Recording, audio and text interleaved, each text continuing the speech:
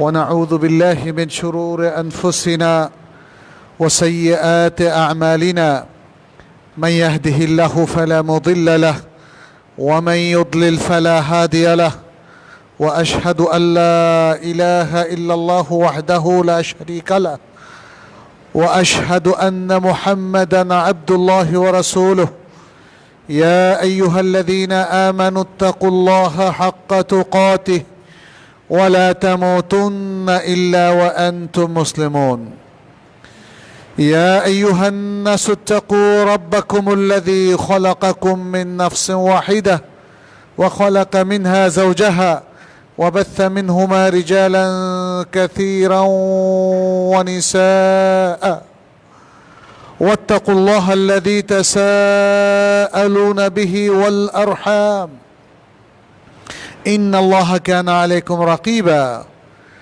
يا أيها الذين آمنوا اتقوا الله وقولوا قولا سديدا يصلح لكم أعمالكم ويغفر لكم ذنوبكم ومن يطع الله ورسوله فقد فاز فوزا عظيما أما بعد فإن خير الحديث كتاب الله وخير الهدي هدي محمد صلى الله عليه وسلم وشر الأمور محدثاتها وكل محدثة بدعة وكل بدعة ضلالة وكل ضلالة في النار ثم أما بعد أيها المسلمون أوصيكم ونفسي بتقوى الله عز وجل فاتقوا الله يا عباد الله وكونوا عباد الله المتقين المصلحين المؤمنين المخلصين اللهم تقبل منا إنك أنت السميع العليم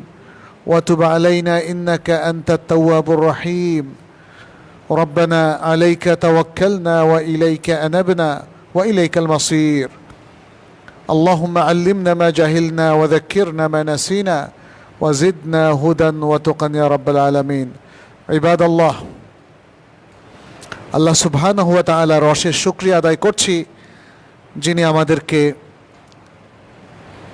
এই পৃথিবীতে তার ঈমানদার বান্দা হিসাবে কবুল করেছেন। আমরা সকলেই বলি আলহামদুলিল্লাহ। আল্লাহ সুবহানাহু ওয়া তাআলা তিনি আমাদেরকে অনেক নিয়ামত দিয়েছেন। জীবনটাও একটা বড় নিয়ামত। এটা সময়ের একটা সমাহার। আমরা জিজ্ঞেস করি অনেক সময় আপনার বয়স কত, মানে ঠিক কতটা সময় আপনি এই পৃথিবীতে অবস্থান করছেন, কতটা সময় কাটিয়েছেন। অতএব সময় আর বছর বয়স একই জিনিস। আপনি বেশি সময় পেলে আপনার বয়স বেশি, কম সময় পেলে আপনার বয়স কম। সময় গণনার জন্য আল্লাহ সুবহানাহু ওয়া তাআলা কি চমৎকার পদ্ধতি মানুষকে শিখিয়েছেন। আজকের আধুনিক মানুষ অনেক কিছুই দাবি করে, যদিও শিখিয়েছেন কে? আল্লাহ, কিন্তু মানুষ দাবি করে সেই শিখেছে, সে আবিষ্কার করেছে। সব মধ্যাকর্ষণ শক্তির স্রষ্টা কে? আবিষ্কার করেছেন কে? বলা হয় নিউটন। মানে অর্থাৎ ধরতে পেরেছেন, জানতে পেরেছেন প্রথম, কিন্তু আবিষ্কর্তা তিনি নন। আবিষ্কর্তা হচ্ছেন তিনি যিনি প্রথম সৃষ্টি করেছেন। মনে রাখতে হবে, অনেক ভুলভাল আমরা কথা বলি। আজকের আধুনিক বিজ্ঞানের যত আবিষ্কার, এগুলো মানুষের নিজস্ব সৃষ্টি নয়। সে এক্সপ্লোর করে, ইংরেজিতে এটাকে বলা হয় এক্সপ্লোর করা, কিন্তু সে সত্যিকার অর্থে সৃষ্টি করে না। এমনকি আর্টিফিশিয়াল ইন্টেলিজেন্সের কথাটাও যদি আমরা ধরি, কৃত্রিম বুদ্ধিমত্তা, এটারও মূল স্রষ্টা আল্লাহ। মানুষ শুধু কিছু সফটওয়্যারের মাধ্যমে এমন একটা জিনিস সাজিয়েছে। যাই হোক, এটা একটা বিশাল আলোচনা। আল্লাহ সুবহানাহু ওয়া তাআলা আমাদেরকে সময়ের গণনা শিখিয়েছেন। কয়েক মোমেন্ট নিয়ে হয় একটা মিনিট, কয়েক মিনিট নিয়ে হয় ঘন্টা, আবার কয়েক ঘন্টা নিয়ে হয় দিন, তারপরে সপ্তাহ, মাস এবং বছর। এই পরিক্রমার মধ্যে আমাদের জীবনের অনেক কিছু নির্ভর করে।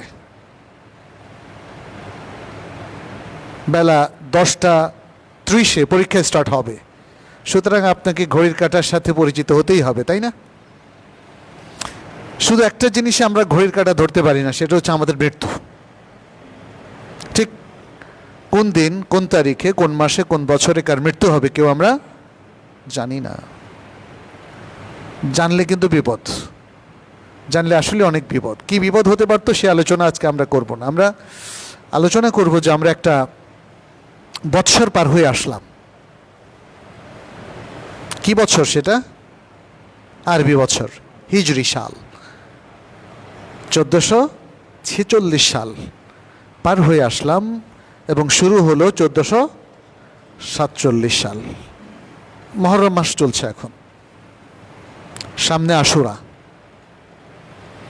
এই যে বৎসরের পরিক্রমণ, একটা বৎসর, একটা সাল আমরা পার হয়ে আসলাম, আর একটা নতুন সাল আমরা শুরু করলাম। দেখেন, মুসলিম আর অমুসলিমের মধ্যে পার্থক্য অনেক। মুসলিম একটা সাল শেষ করে হজ দিয়ে, কি চমৎকার, তাই না? আল্লাহু আকবার। শেষ মাসের প্রথম 10টা দিন হচ্ছে পৃথিবীর শ্রেষ্ঠ 10 দিন, এবং ইয়ামুন নাহার হচ্ছে পৃথিবীর শ্রেষ্ঠতম দিন। শুধু তাই না, আরবি সালটাকে আমরা বিদায় জানাই। এই সালের শেষ 2 মাস হারাম মাস, যুলকায়দা এবং যুলহিজ্জাহ। আমরা যদি শিখতাম, আমরা যদি ঠিকমতো জানতাম, আমরা যদি চর্চা করতাম হারাম মাসের মর্যাদা কী করে রক্ষা করতে হয়, জিলহজ মাসের প্রথম 10 দিন কিভাবে কাজে লাগাতে হয়, কিভাবে এক্সক্লুসিভ ইবাদতের মধ্য দিয়ে আল্লাহর নৈকট্য বান্দা হতে হয়, তাহলে হিজরি সালকে বিদায় জানানো আমাদের এই কাজগুলোর মধ্য দিয়েই হতো। অনেকেই সেটা এখনও করেন, আলহামদুলিল্লাহ। বাট আমাদের তরুণ প্রজন্ম, আমাদের প্রিয়জনেরা, আমাদের প্রশাসনিক কর্মকর্তারা, আমাদের দেশ যারা চালান, তারা কি এগুলো করছে? মুসলিমের জন্য আইডিয়াল হচ্ছে, যেটা বললাম, একটা সালকে তারা বিদায় জানাবে, এভাবেই আমল করে যাওয়া। এই আমলগুলো কে শিখিয়ে দিয়েছেন? নবী সাল্লাল্লাহু আলাইহি সাল্লাম। এটা ওহির ইনস্ট্রাকশন শিখিয়ে দিয়েছেন কে? নবী সাল্লাল্লাহু আলাইহি সাল্লাম। কিন্তু আমাদের আরেকটা কালচার দেখেন, যেটা মানুষ তৈরি করেছে, সেগুলো কিন্তু ওহির মারফত আসে নাই। সেগুলো মানুষ কৃত্রিম, যেহেতু তারা এখন সব কৃত্রিম জিনিস পছন্দ করে। এখন দেখলাম যে আর্টিকেল লিখে ফেলে চ্যাট জিপিটি দিয়ে। একজন বলল যে ভাই আমাকে চিঠি ড্রাফট করলাম, তাও চ্যাট জিপিটি দিয়ে, অথবা এরকম কোনো আর্টিফিশিয়াল সফটওয়্যার দিয়ে সব চলছে। এখন আমাদের ইবাদত অনুষ্ঠান, আনন্দ অনুষ্ঠান সব কিছু কৃত্রিম। আপনি বাংলা সাল চৈত্র সংক্রান্তির অনুষ্ঠান দিয়ে বিদায় জানাচ্ছেন। আপনি ইংরেজি সাল 31st নাইট উদযাপন করে বিদায় জানাচ্ছেন। আপনি নতুন বাংলা সালকে পহেলা বৈশাখের গ্রিটিংস দিয়ে এবং আরও নানা রকম কৃষ্টি কালচার দিয়ে চালু করেছেন। আর ইংরেজরাও কীরকম চালু করেছে, আপনারা যদি তাদের ওই দিনটা কোনো আমেরিকান অথবা কানাডিয়ান ইউনিভার্সিটি শহরে থাকতেন, তাহলে দেখতেন। কিছু আমি দেখেছি, কিন্তু সেগুলো বর্ণনা করার মতো নয়, সেই ভাষাটা আমরা মুখে আনতে পারবো না।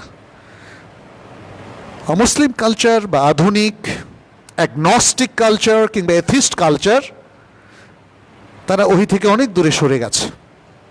ফলে তাদের বর্ষবিদায় আর বর্ষবরণ নিজেদের মন মতো করে করেছে তারা, এবং তার মধ্যে অনেক অশ্লীলতা পাবেন আপনি, এবং অনেক প্রোগ্রাম পাবেন যে প্রোগ্রামগুলো ইসলামের সাথে পুরোপুরি কন্ট্রাডিক্টরি। আপনার ইমান আমল সব কিছু ধ্বংস করে দিবে, এমন কিছু সেখানে আপনি পাবেন। ইসলাম আমাকে আপনাকে বেশি কিছু করেনি। হজ তো প্রতি বছর হচ্ছেই, বাট আপনার দৃষ্টিভঙ্গিটা কি, তাই না? আপনি আপনার দৃষ্টিভঙ্গিটাকে যদি মেলে ধরেন, আপনি এর মধ্যে নিজের অনেক কিছু করার পাবেন। আপনি যদি হাজি হন তাহলে তো আপনার করার মানে একটা বর্ষের শেষে করার কাজটা বেড়েই যায়। অনেক সুন্দর মতো আপনি সব কিছু সমাধা করতে পারেন, আল্লাহর কাছে ক্ষমা চাইতে পারেন, তওবা করে নিষ্পাপ হয়ে আপনি নিজের দেশে আগমন করতে পারেন। এমনটি তো আমাদের প্রিয় রাসূল সাল্লাল্লাহু আলাইহি সাল্লামই বলেছেন, তাই না? মান হাজ্জা ফালাম ইয়ারফুথ ওয়ালাম ইয়াফসুক রাজাআ কায়াউমি ওয়ালাদাতহু উম্মুহ। যে ব্যক্তি হজ করলো, হজের মধ্যে কোনো পাপ অশ্লীল কাজ কোনো কিছুই করলো না, বরং হজের মধ্যে একজন মুমিন ঠিক যতটা সুন্দরভাবে হজ করে তেমনটা করে তওবা ইস্তেগফার সহ আল্লাহর কাছে পাপ ক্ষমা করিয়ে সে ফিরে এলো, সে আসলো, তার মা যেদিন তাকে প্রসব করেছে সেই দিনকার তার অবস্থা, সে ছিল নিষ্পাপ, ওই নিষ্পাপ হয়ে সে ফিরে আসলো। তাহলে আপনার একটা বর্ষকে বিদায় দিলেন আর আপনি হলেন নিষ্পাপ। এর চাইতে শ্রেষ্ঠ প্রোগ্রাম কি হতে পারে বলেন তো পৃথিবীতে? এর চাইতে শ্রেষ্ঠ প্রোগ্রাম অন্তত মুসলিমদের সন্তানদের জন্য হতে পারে না। মুসলিমদের জন্য এর চাইতে চমৎকার প্রোগ্রাম আর হতে পারে না। আমরা কি অ্যাভিল করছি সেটা? যারা হাজি নন তাদের জন্য কিন্তু সুন্দর নিষ্পাপ হওয়ার আরেকটা প্রোগ্রাম রেখে দিয়েছেন প্রিয় নবী মুহাম্মদ সাল্লাল্লাহু আলাইহি সাল্লাম, এবং সেটা হচ্ছে প্রথমত এই 10 দিনের ব্যাপক ইবাদত। এটা নিয়ে আপনাদের কাছে আগেও আলোচনা উপস্থাপিত হয়েছিল। রাসূল সাল্লাল্লাহু আলাইহি সাল্লাম বলেছিলেন জিলহজ মাসের এই প্রথম 10 দিনে যারা আমল করবে, এই আমল অন্য যে কোনো দিবসের আমলের চাইতে উত্তম, এমনকি জিহাদ ফি সাবিলিল্লাহর আমলের চাইতেও উত্তম। রাসূল সাল্লাল্লাহু আলাইহি সাল্লাম শুধু ব্যতিক্রম বললেন জিহাদে যাওয়ার সেই মানুষদের ব্যাপারে যারা চলে গিয়েছে কিন্তু পেছনে জানকেও রেখে যায় নাই, মালকেও রেখে যায় নাই, সবটাই আল্লাহ রাস্তায় দিয়ে দিয়েছে। এমন ব্যক্তি ছাড়া অন্যদের যত কল্যাণজনক, যত ভালো কাজ থাকে তার চেয়ে এই 10 দিনের কাজ বেশি উত্তম। এটা সবাই করতে পারে, হাজি নন হাজি সবার জন্য এটা। নন হাজিদের জন্য একটা বিশেষ কাজটা ছিল 9 জিলহজ, যেটাকে আমরা ইয়ৌমা আরাফা বলি, ইয়ৌমা আরাফার সিয়াম। আশুরার সিয়াম সামনে আছে আমাদের, সেটা নিয়ে আমরা কথা বলবো। আশুরার সিয়াম কয় বছরের পাপকে ক্ষমা করে? কয় বছর? 1 বছর। আর আরাফার সিয়াম কয় বছরের পাপকে ক্ষমা করে? 2 বছর। দেখেন আল্লাহ সুবহানাহু ওয়া তাআলার অ্যালাইনমেন্টে দেখেন, তিনি হাজিদেরকে পুরা ক্ষমা করে দিলেন। তাহলে নন হাজি যারা, তারাও তো ভাবতে পারে আহা আমি এবার হজ করলাম না বলে আমার কি ক্ষমা নাই? তখন তাকে 2 বছরের পাপ ক্ষমা করে দিলে আচ্ছা আর কি কিছু থাকে? হাদিসে এসছে 1 বছর আগের আর 1 বছর পরের। একজন ব্যক্তির যদি 1 বছর আগের পাপ ক্ষমা হয়, তার আগেরগুলোও কিন্তু ক্ষমা হয়ে যায়। মানে আগেরগুলো ঠিক রেখে পরেরগুলো ক্ষমা, এটা না। সাধারণত আপনি এই জায়গায় যখন পিউরিফাইড হলেন, আপনি অতীতের সকল কাজের জন্য পিউরিফাইড হয়ে গেলেন। আর এরপর 1 বছর পরের পাপ ক্ষমা হলে তাহলে তো আপনি প্রায় হাজির কাছাকাছি চলে গেলেন। সুবহানাল্লাহ, সুবহানাল্লাহ। এ হলো ইসলামিক ব্যবস্থাপনা, আমাদের রিলিজিয়াস ম্যানেজমেন্ট। এটা নিয়ে কতজন কত সমালোচনা করে, অথচ দেখেন এটা কত নিখুঁত, কত প্রজ্ঞাপূর্ণ, কতটা দরদপূর্ণ, বান্দার প্রতি কত স্নেহ মমতা আমাদের রব আল্লাহ সুবহানাহু ওয়া তাআলা পোষণ করেন। আপনার সকল কার্যক্রমের মধ্য দিয়ে তিনি আপনাকে পাপমুক্ত করেন, তিনি আপনাকে প্রিয় করে কাছে টেনে নেন, তিনি আপনাকে ভবিষ্যতে মহান পুরুষ করে বিভূষিত করার জন্য প্রস্তুত করেন, যেন তিনি আপনার হাতে তুলে দিতে পারেন জান্নাতুল ফেরদাউস। সুবহানাল্লাহ। আমাদের কৃষ্টি কালচার অনেক ধ্বংস হয়ে গেছে। এই সব কিছুর ধার না ধরে আমরা কি করি? আমরা মৌলবীটা কি কয়েকজন, তাকে দিয়ে বেদাতি পন্থায় তওবা করাই, আর তাকে একটা মুনাজাত ধরাই, আর আমরা আত্মীয় স্বজনরা ভাবে আলহামদুলিল্লাহ, এরা যখন জান্নাতুল ফিরদাউসের সুপারিশ করেছে আল্লাহর কাছে, অতএব ওটা আর মিস হবে না। ইন্না লিল্লাহি ওয়া ইন্না ইলাইহি রাজিউন, এটা হতে পারে না। This is not Islamic system. আপনি জান্নাত পাবেন, আপনার লোকেরা জান্নাত পাবে, এভাবে আপনি নিশ্চিত কি করে হচ্ছেন? আর যে পন্থায় আপনি নিশ্চিত হতে চাচ্ছেন, is it recommended by Allah? Is it authorised by the prophet Muhammad সাল্লাল্লাহু আলাইহি ওয়াসাল্লাম? একটু ভাবতে হবে। আল্লাহ যেটা রেকমেন্ড করেননি, আল্লাহ রাসূল সাল্লাল্লাহু আলাইহি ওয়াসাল্লাম যেটাকে রেকমেন্ড করেননি, রিকগনাইজ করেনি, স্বীকৃতি দেননি, ওই পন্থায় আপনি কি করে আল্লাহর পুরস্কারের আশাটা করবেন বলেন? আপনাকে আমাকে যদি এই যে বছরটাকে, জীবনটাকে কাজে লাগাতে হয়, পুরাতন বছরকে বিদায় জানানোর যে প্রোগ্রাম আমরা করতে চাই, এগুলো দেখতে হবে যে কি কি প্রোগ্রাম আল্লাহ এবং আল্লাহ রাসূল রেকমেন্ড করেছেন সেটা। এর বাইরে কোনো প্রোগ্রাম আল্লাহ কবুল করবেন না, আল্লাহ রাসূল সাল্লাল্লাহু আলাইহি ওয়াসাল্লামও কবুল করবেন না। সে কথাটা বারবার বলে দিয়েছেন, বাট এগুলো নিয়ে আমরা ঝগড়া করি, দলাদলি করি। একটু মাথা ঠান্ডা রেখে কি আমরা টেক্সটটা পড়তে পারি না? আমাদের কাছে কি জ্ঞান নেই? জ্ঞানটাকে একটু যাচাই করতে পারি না? তাই না? এইটা করা উচিত, এইটা করা উচিত। কোনো একটা জনপদ, কোনো একটা দেশ, কোনো একটা প্রতিষ্ঠান যখন রাহুমুক্ত হয়, তখন সকলেই নিরপেক্ষ হয়ে যাওয়া উচিত এবং বিশুদ্ধ জ্ঞানমুখী হওয়া উচিত, যে জ্ঞান আমাদের সবাইকে আলোকিত করবে। মনে রাখবেন, জ্ঞান সবসময় আনবায়াসড হয়। আসলেই এই সারা পৃথিবীর যে কোনো বিষয়ের ক্ষেত্রে, প্রত্যেকটা জিনিসের ক্ষেত্রে এটা প্রযোজ্য। সূর্য যদি এখন উঠে আর আমরা সবাই যদি মাঠে যাই, এমন কেউ কি থাকবেন যে সূর্য তাকে আলো দিল না, শুধু আমাকে এবং আপনাদের মতো পছন্দনীয় কয়েকজনকে আলো দিল? এটা কি ঘটবে কখনো? ঘটবে না। বাতাস যখন প্রবাহিত হয়, সবার গায়ে কি বাতাসটা ছুঁয়ে যাবে না? ছুঁয়ে যাবে। This is the system of Allah. অতএব মনে রাখবেন, আল্লাহর সিস্টেমকে অ্যাভেল করলেই আল্লাহর রিওয়ার্ডটাকে আপনি পাবেন। আর যদি আল্লাহর সিস্টেমটাকে আপনি ইগনোর করেন, রিজেক্ট করেন, তাহলে আল্লাহর নিয়ম অনুযায়ী আপনি আল্লাহর কাছে রিওয়ার্ড এবং সওয়াব এবং পুরস্কার পাবেন না। সময়কে কাজে লাগানো এই জন্যই প্রয়োজন, এবং অথরাইজড ওয়েতে, বিশুদ্ধ পথে, পন্থায় আপনাকে সময় কাজে লাগাতে হবে। আমরা যদি নতুন বছরের গ্রিটিংসের মধ্যে আসি, যে একটা নতুন বছর কি করে কাজে লাগাবে একজন মুসলিম। আমরা দেখেছি বাংলা সং, তাই না, যেটা 14 এপ্রিল, পহেলা বৈশাখ। আমাদের দেশে অনেকেই এটাকে একটা আধুনিক প্রক্রিয়ায় এবং অনেক কিছু হিন্দুয়ানা কৃষ্টি কালচারকে মিক্স করে তারা এই নববর্ষ পালন করে। ইংরেজি নববর্ষের কথা একটু আগেই বললাম। আমি একটা ইউনিভার্সিটি ভিজিট করেছিলাম নর্থ আমেরিকাতে, এবং সেখানে ছাত্রদের কাছে, বাঙালি ছাত্রদের কাছে যা শুনেছি, আমি একদিন পরে গিয়েছিলাম, সম্ভবত জানুয়ারি 2 তারিখ। বলে, স্যার যদি 24 ঘন্টা আগে আসতেন দেখতেন এখানে কি হচ্ছে। এছাড়া আরও অনেক কিছু হয়। আমাদের দেশেও কিন্তু কম না, আমাদের দেশে নিরাপত্তা বাহিনীকে নামতে হয় 31st নাইটে, তাই না? এটা করা যাবে না, ওটা করা যাবে না, এই সেই, তারা সব কিছু পাহারা দেয়। রাসূল সাল্লাল্লাহু আলাইহি ওয়াসাল্লামের যুগে পহেলা মুহররম কেউ পাহারায় নামতো না।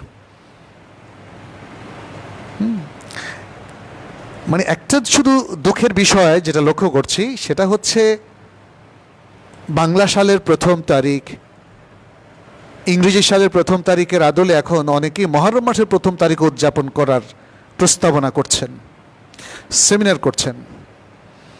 বলছেন যে তারা নববর্ষ পালন করছে অন ইসলামিকভাবে, আমরা হিজরি নববর্ষ পালন করব ইসলামিকভাবে।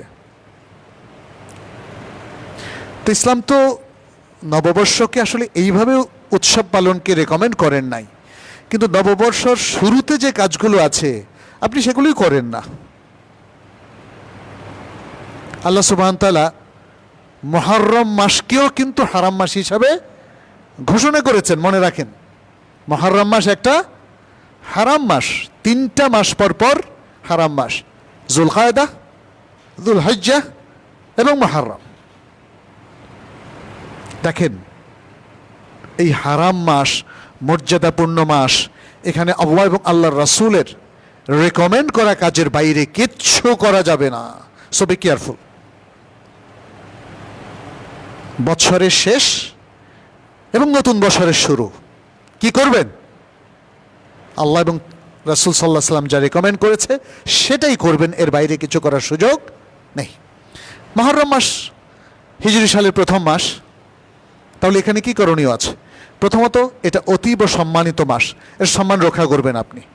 আপনার জন্য করণীয় হচ্ছে মুহররম মাসের সম্মান রক্ষা করা এবং এই মাসে কোনো ধরনের পাপে লিপ্ত না হওয়া, পাপ চিন্তা না করা। আপনি যখনই এই মাসে কোনো পাপ করবেন, এই মাসের সম্মানকে আপনি ক্ষুণ্ণ করবেন। এভাবে নিজেকে একজন পবিত্র মানুষ হিসাবে আপনি নিশ্চিত করবেন যে আপনি এই মাসে অবস্থান করছেন। এক। দ্বিতীয় হচ্ছে এই মাস হলো আল্লাহর মাস, শাহরুল্লাহ। নবী সাল্লাল্লাহু আলাইহি সাল্লাম এই মাসকে কি বলেছেন? শাহরুল্লাহ, আল্লাহর মাস। তৃতীয় হচ্ছে এই মাসে সিয়াম রাখা রমাদানের সিয়াম রাখার পরে উত্তম। অতএব মুহররম মাসেও আপনি বেশি বেশি সিয়াম রাখবেন, বেশি বেশি সিয়াম পালন করবেন। এটা রাসূল সাল্লাল্লাহু আলাইহি সাল্লামের নির্দেশনা। এই মাসের আরেকটা বড় কাজ হচ্ছে এই মাসের প্রথম দশকে, প্রথম 10 দিনের মধ্যে আপনি দুটো সিয়াম রাখবেন, উত্তম সেটা। প্রথম সিয়ামটা কবে? কয় তারিখে? 9 মুহররম। প্রথম সিয়ামটা হলো 9 মুহররম। দ্বিতীয় সিয়ামটা 10 মুহররম। 10 মুহররমকে কি বলা হয়? আশুরা। আশুরা, আশুরা তো আমরা জানি। আশুরা, দেখেন ইতিহাসের লেখকদের মধ্যে কেউ কেউ আমাদেরকে একটু মিসগাইড করেছে। আশুরার ঘটনা ইসলামের ইতিহাসে প্রথম কে বর্ণনা করেন আপনারা কি জানেন? যে কোনো একজন বলেন। আশুরার ইতিহাস, ইসলামের ইতিহাসে প্রথম কে বর্ণনা করেন? কারো জানা নেই? রাসূলুল্লাহ সাল্লাল্লাহু আলাইহি সাল্লাম স্বয়ং। রাসূলুল্লাহ সাল্লাল্লাহু আলাইহি সাল্লাম স্বয়ং আশুরার ঘটনা নিয়ে বক্তব্য দেন। তিনি যখন মদিনায় আসলেন, দেখলেন মানুষ দুটো ঈদ পালন করছে। এই দুটো ঈদের নাম জানেন? কে জানেন? একটা হলো মেহরাজান, একটা হলো মেহরাজান, আরেকটা হলো নাইরোজ। মেহরাজান এবং নাইরোজ। নাইরোজটা হচ্ছে পারস্যবাসীদের নববর্ষ, নাইরোজ। বেশ কয়েক বছর আগে বাংলাদেশেও দেখলাম শিয়া মানববৃত্তির লোকেরা কিছু লোককে সামনে রেখে এটা চালু করার চেষ্টা করেছিল বাংলাদেশে, নাইরোজ। এখন আপনি যদি মুসলিম হয়ে থাকেন তাহলে এই হাদিসটা আপনাকে একটু ভালো করে জানতে হবে। নবী সাল্লাল্লাহু আলাইহি সাল্লাম যখন মদিনায় আসলেন, দেখলেন মদিনার অধিবাসীরা এই দুটো ঈদ উৎসব পালন করছে, মেহরাজান এবং নাইরোজ। তখন তিনি বললেন, তোমরা এই দুটো উৎসব আর পালন করো না, কারণ এই দুটো উৎসব পৌত্তলিকদের, পৌত্তলিকতাপূর্ণ উৎসব।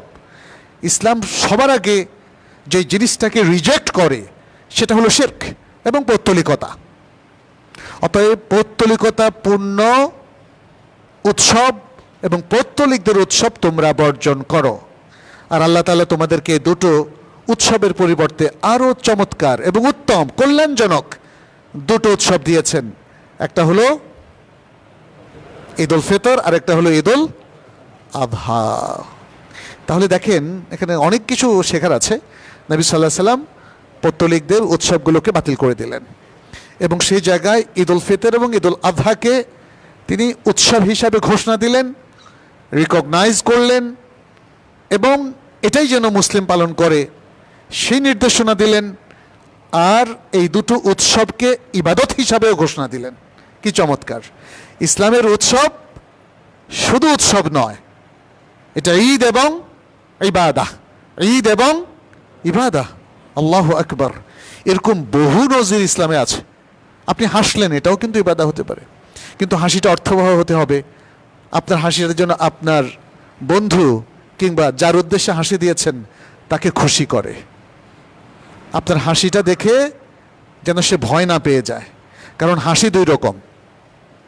কারো হাসি দেখে আমরা খুবই আনন্দিত হই, আবার কারো হাসি দেখে আমাদের কলিজায় কামড় দেয়।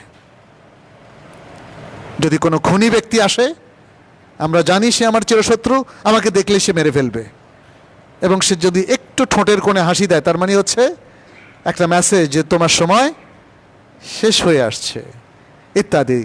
যাই হোক, কিন্তু মানে সব হাসি তাহলে ইবাদত হবে না, বুঝতে হবে। হাসির মধ্যে সেই হাসি যেই হাসি অন্যকে ভালোবাসা দেয়, সম্প্রীতি দেয়, অন্যকে আনন্দের বার্তা দেয়, অন্যকে উৎফুল্ল করে, এই হাসি। নবী সাল্লাল্লাহু আলাইহি ওয়াসাল্লাম দেখেন আরেকটা ছোট্ট কথা দিয়ে বুঝিয়েছেন যে ইসলাম মানে কত উদার। বলেছে, তুমি তোমার স্ত্রীর মুখে যে লোকমা তুলে দাও, এটাও ইবাদত, সাদাকা। বলতে বলতে তিনি গিয়েছেন এমনকি তুমি তোমার স্ত্রীর সাথে যে বৈধ বন্ধনে মিলিত হও, এটাও ইবাদত। এইবার সাহাবাই কেরাম আর চুপ থাকতে পারলেন না, বললেন, ইয়া রাসূলুল্লাহ, বলেন কি, এই কাজ কি করে ইবাদত হয়? তিনি বললেন, আচ্ছা, যদি অবৈধভাবে করতো তাহলে কি পাপ হতো না? সবাই বলল, অফকোর্স, এটা তো ব্যভিচার, অ্যাডাল্টারি, এটা তো অবশ্যই পাপ। বলছেন তার বিপরীত বৈধ কর্মকাণ্ড যদি কেউ সওয়াবের নিয়তে করে তাহলে সেটাও ইবাদত। সুতরাং ঈদের এই আনন্দ উল্লাস, এটাও ইবাদত। মনে রাখতে হবে, এটাই ইসলামের অত্যন্ত চমৎকার দিক, একটা অসাধারণ সোশ্যাল সিস্টেম যেটা আমাদের কাজগুলোর মধ্যে চমৎকার সমন্বয় করে দিয়েছে। আমাদের আনন্দ উল্লাস, আমাদের একের প্রতি অন্যের ভালোবাসা, সম্প্রীতি, আমাদের হাদিয়ার আদান প্রদান, আমাদের লেনদেন, আমাদের উপার্জন, আমাদের খরচ, আমাদের দৌড়াদৌড়ি, ব্যায়াম, সব কিছুকে ইসলাম ইবাদতের মর্যাদা দিয়েছে, যদি আমরা আল্লাহ সন্তুষ্টির জন্য এই কাজগুলো করে থাকি। প্রিয় ভাইরা, একটা নতুন বছর এখন আমাদের কাছে এসছে, অলরেডি শুরু হয়ে গেছে 1447 হিজরি। যদিও ইংরেজির দিক থেকে এটা নতুন বছর নয়, কারণ এখন জুলাই মাসের আজকে 3 তারিখ না 4 তারিখ, না 4 তারিখ 2025 সাল, কিন্তু আজকে 1447 হিজরির মুহররম মাস চলছে। ফলে এটা নতুন মাস হিসাবে কিছু কথা বলাটা আমি প্রয়োজন বোধ করছিলাম বলে বললাম। নতুন বৎসর যখন শুরু হয় তখন আপনি নতুন প্ল্যান যদি করেন, এটা অ্যালাউড। প্ল্যান তো করতেই হবে, তাই না? আপনি দেখেন সারা পৃথিবীর সবাই, সবগুলো প্রতিষ্ঠান, এমনকি একটা দেশও তার দেশের হিসাব নিকাশ, বাজেট সব বাৎসরিকভাবে করে না? করে। এমনকি আল্লাহ সুবহানাহু ওয়া তাআলাও, তারও দুটো সিস্টেম। একটা হলো দৈনিক সিস্টেমে তিনি মানুষের আমলনামা তার নিজের কাছে হাজির করান, আর আরেকটা হচ্ছে বাৎসরিক সিস্টেম। আপনারা কি জানেন বাৎসরিক আমলনামাটা আল্লাহর কাছে কখন পেশ করা হয়? কোন মাসে? জি, শাবান মাসে। শাবান মাসে, যে কারণে রাসূলুল্লাহ সাল্লাল্লাহু আলাইহি সাল্লাম শাবান মাসে প্রচুর সিয়াম রাখতেন। সিয়াম রাখলে বান্দা আল্লাহ সবচেয়ে কাছে চলে যায়, নৈকট্য প্রাপ্ত বান্দা হিসাবে গণ্য হয়। নবী সাল্লাল্লাহু আলাইহি সাল্লাম তিনি উল্লেখ করেছেন, উসামা বিন যায়েদের হাদিসে উল্লেখ করেছেন যে আমি শাবান মাসে এত সিয়াম রাখি, তার কারণ হলো যদি কখনো যে কোনো সময় আমার সিয়াম, আমার আমল আল্লাহর কাছে পেশ করা হয়, তখন আমি যেন রোজাদার থাকি। সুবহানাল্লাহ, সুবহানাল্লাহ, রোজাদার থাকি, অর্থাৎ একটা ক্লিন ইমেজ, নৈকট্যপ্রাপ্ত ইমেজ আল্লাহর কাছে আমার আছে।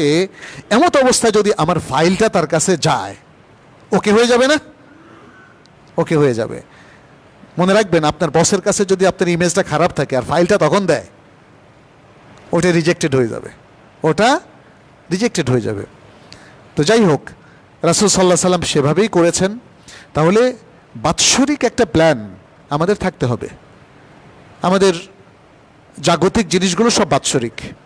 আমাদের দেখেন একাডেমিক ইয়ারটা কিন্তু একটা 1 ইয়ার, তাই না? 1 ইয়ার ক্যালেন্ডার আছে আমাদের। তারপরে আমরা প্রতি বছরে একটা করে একাডেমিক বর্ষ পার করি। দেশের বাজেটও প্রতি বছর হয়, আবার 5 সালা 10 সালাও হয়। একজন মোমেন তার পুরো জীবনের জন্য কিছু সে পরিকল্পনা করতে পারে, আবার সে পরিকল্পনা করতে পারে স্বল্প মেয়াদী 1 বছরের জন্যে। এর থেকে ছোট পরিকল্পনাও নিষিদ্ধ নয়। আজকের দিনটা কিভাবে কাটাবেন আপনি সে প্ল্যানটাও ভালো, কারণ যত মাইক্রো লেভেলে আপনি আপনার প্ল্যানটা করবেন তত আপার লেভেলে বা পরবর্তী সময় আপনার প্ল্যানটা সুন্দর হবে, নিখুঁত হবে। আপনি ভাবলেন যে 1 বছরে আমি এতগুলো কাজ করব, তারপরে বললেন 1 বছর তো অনেক দূর, প্রথম মাসে একটু আনন্দ উল্লাসেই কাটাই, দ্বিতীয় মাস তাও তো আরও 10 মাস বাকি আছে, ইনশাআল্লাহ সব কাজ শেষ 3 মাসে করে ফেলবো। এরপর যখন শেষ 3 মাস শুরু হলো, বললেন এখনো 90 দিন, কম না, আর একটু ঘুমাই। আমাদের মুসলিমরা অধিকাংশ এভাবে কাজ করে। এটা মোটেই আইডিয়াল না, এটা ধ্বংসাত্মক একটা প্ল্যান। সব কিছুতে আমরা চুপ করে বসে থাকি। আমাদের মেধাবী ছাত্ররা তাদের মেধার লালন করতে পারে না বাংলাদেশে যখন সে থাকে, কারণ সে আজ করব কাল করব বলে মেধার অপচয় করে। কিন্তু এই স্টুডেন্টটি যখন ইউরোপ, আমেরিকা, মধ্যপ্রাচ্যে চলে যায়, তখন তাকে আমরা দেখি অনেক বড় কন্ট্রিবিউটর, অনেক বড় মেধাবী। আমাদের বাংলাদেশে তো এখন প্রায় 20 কোটির মতো মানুষ আছে, এর মধ্যে লাখ লাখ মেধাবী তরুণ আছে, তরুণী আছে, কোনো সন্দেহ নাই। কিন্তু তাদের মেধার স্ফুরণটা হচ্ছে না কেন? মেধাটা প্রকাশ পাচ্ছে না কেন? আমরা ভালো কিছু সব কিছু শুনি, সুবর্ণ আইজ্যাক বাড়ি, সে নিউ ইয়র্কে থাকে, তো বাংলাদেশে সুবর্ণ কোথায়? আমাদের মেধাগুলো বিদেশে সেটা প্রকাশিত, বিকশিত হওয়ার সুযোগ পায়, আর আমরা এদেরকে লালন করতেও শিখি নাই। আর যদি অতি মেধাবী দেখি, আমরা ওকে অতি চালাক মনে করে ইগনোর করি। এটা ঠিক না। আমাদের প্ল্যানগুলো সুন্দর হওয়া উচিত। আমাদের প্ল্যানগুলো ব্যক্তিগত পর্যায়ে যেমন হওয়া উচিত, পারিবারিক পর্যায়ে হওয়া উচিত। এবং এই প্ল্যানগুলোর মধ্যে আমি বলি আপনাদেরকে সময় শেষের দিকে, আমাদের প্ল্যানগুলো হওয়া উচিত প্রথমে আত্মগঠন। আত্মগঠন, আমাদের শিক্ষা প্রতিষ্ঠানও আমাদের আত্মগঠনে সাহায্য করে, কিন্তু এখনকার আধুনিক শিক্ষা প্রতিষ্ঠানগুলো আমাদের ক্যারিয়ারটাকে বেশি বিকশিত করতে চায়, অর্থাৎ কিভাবে মানি মেক করবো বেশি, আমাদের ক্যারিয়ারটা সে ওরিয়েন্টেড। এবং এটা একটা ডিজাস্টার তৈরি করে ফেলেছে। আমাদের মানে লোভের দিগন্তকে অনেক বেশি বিশাল করে ফেলেছে, ফলে হালাল হারাম আর বাছবিচার একদমই হয় না। কিন্তু একজন মুসলিম হিসাবে, মুসলিম তরুণ হিসাবে, মুসলিম ব্যক্তি হিসাবে আমার মনে হয় এই জায়গায় আমাদের একটু কোরআন হাদিসের দিকে ফিরে আসা উচিত, যে what is the Quranic formula to make a plan, and what is the instruction of our Prophet Muhammad sallallahu alaihi wasallam to make a lifelong plan. এভাবে আমরা একটু চিন্তা করতে পারি। নবী সাল্লাল্লাহু আলাইহি সাল্লাম ভাববেন না, উনি প্ল্যান ছাড়াই আল্লাহর ইঙ্গিতেই এই সাফল্য অর্জন করেছেন। নো, আপনারা যদি তার সিরাতটা ভালো করে পড়েন, তার মাক্কি জীবনের প্রত্যেকটা কাজে যেমন প্ল্যান ছিল, সেই প্ল্যান অনুযায়ী তার প্রোগ্রাম সূচি তিনি বাস্তবায়ন করতেন। মদিনা আসার পরে এটা আরও সূক্ষ্মভাবে প্ল্যান করা হলো। আপনারা মদিনা চার্টারটা পড়ে দেখেন, মদিনা চার্টার, যেটা মদিনা সনদ বলা হয় এটাকে, সেখানে একটা মাল্টিপল সোসাইটিতে, multi national, multi religious, multi cultural সোসাইটিতে কিভাবে সুন্দর করে চলতে হয় সেই মহাসনদ তিনি তৈরি করেছিলেন। পৃথিবীর ইতিহাসে প্রথম সংবিধান। নবী সাল্লাল্লাহু আলাইহি সাল্লাম প্ল্যান ছাড়া চলতেন না। এবং তিনি তার যদি যুদ্ধের স্ট্র্যাটেজিগুলো দেখেন, বদর, ওহুদ, খন্দক, তাবুক, হুনাইন, গাজওয়াতে তায়েফ ইত্যাদি, প্রত্যেকটার স্ট্র্যাটেজি ইউনিক এবং খুব প্রোগ্রেসিভ, স্ট্রং। আন্দাজে কাঁচা হাতের কোনো কাজ সেখানে ছিল না। তিনি একদিকে যেমন অনেক যুদ্ধে সহজ বিজয় নিশ্চিত করেছিলেন, অনেক যুদ্ধে তিনি কঠিন বিপর্যয় পড়েছেন। এর মধ্যে একটা ছিল হুনাইন যুদ্ধ এবং আরেকটা ছিল উহুদের যুদ্ধ, দ্বিতীয় যুদ্ধটাই। কি পরিমাণ বিপর্যয় পড়েছিলেন তিনি দেখেছেন আপনারা। বাট এই বিপর্যয়টাকে কতটা ধৈর্য স্থৈর্য বুদ্ধিমত্তার সাথে কাটিয়ে উঠেছেন। আজকে এই শিক্ষাগুলো তো আমরা নিচ্ছি না। আজকে জাতীয় উন্নয়নের জন্য এই শিক্ষাগুলো প্রয়োজন, কিন্তু জাতীয় উন্নয়ন কি করে হবে যদি ব্যক্তি উন্নয়ন না হয়? ব্যক্তি যদি তার উন্নয়নের জন্য নতুন বছরের প্ল্যান প্রোগ্রাম নিতে ব্যর্থ হয়, উল্টাপাল্টা আবোল তাবোল পদ্ধতিতে নেয়, তাহলে তো ব্যক্তি সফল হবে না। ব্যক্তি সফল না হলে পরিবার সফল হবে না, পরিবার সফল না হলে সমাজ সফল হবে না, আর সমাজ সফল না হলে দেশও সফল হবে না। প্রিয় ভাইরা, মনে রাখতে হবে, একদম রুট লেভেল থেকে সাফল্য তার যাত্রা শুরু করতে হবে। এবং একজন ব্যক্তির উন্নয়ন তার জীবনের শুরু থেকে শুরু করতে হবে। শৈশব খুব গুরুত্বপূর্ণ, কৈশোর খুব গুরুত্বপূর্ণ, তারুণ্য সবচেয়ে গুরুত্বপূর্ণ। সেই সময়গুলোর প্ল্যান কিভাবে করছি আমরা কোনো তরুণকে দেখি তারা ইয়াবা দিয়ে প্ল্যান করছে, কোনো তরুণ প্ল্যান করছে কিভাবে ছিনতাই করা যাবে, কোনো তরুণ প্ল্যান করছে ফাঁকি দিয়ে কিভাবে ভালো রেজাল্ট করা যাবে। এই প্ল্যানটা তো ব্যর্থতার দিকে যে নিয়ে যাবে কোনো সন্দেহ আছে? কোনো সন্দেহ নেই। আমাদেরকে খুব সাহসী এবং সৎ প্ল্যান করতে হবে, যেখানে ইয়াবা, তামাক, সিগারেট, বদস্বভাব, জেনা, ব্যভিচার, মদ, খারাপ আড্ডা, অশ্লীলতা এসবের কোনো স্থান নাই। এগুলো থেকে মুক্ত হয়ে আদর্শবাদী হয়ে যদি আমরা প্রোডাক্টিভ মুসলিম হিসাবে নিজেদেরকে গড়ে তুলতে পারি, শুধু তখনই ব্যক্তির উন্নয়ন হবে, পরিবারের উন্নয়ন হবে, জাতির উন্নয়ন হবে, দেশের উন্নয়ন হবে।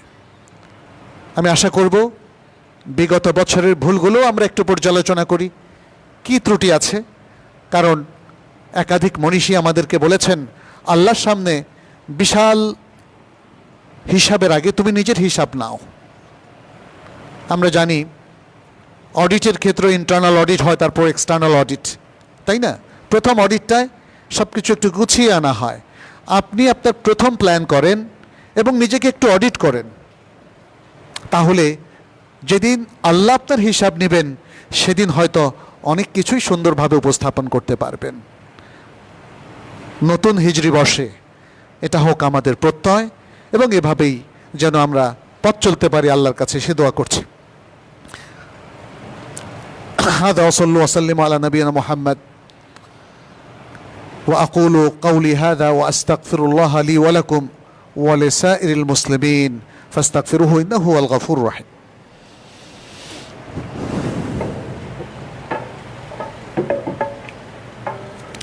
بسم الله الرحمن الرحيم.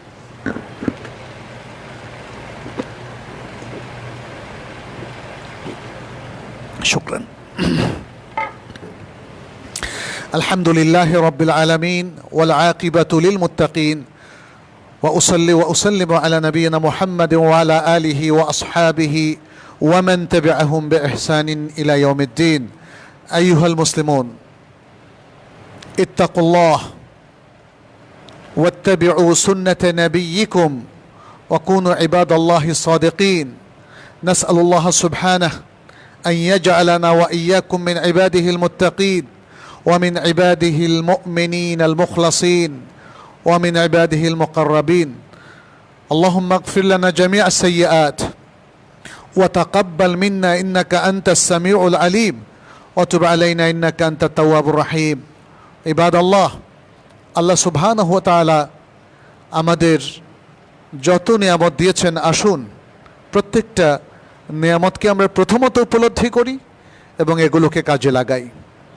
আমরা যদি আমাদের জীবনের সময় বা পুরো জীবনটাকে কাজে লাগাতে চাই, তাহলে নিয়ামতকেও কাজে লাগাতে হবে।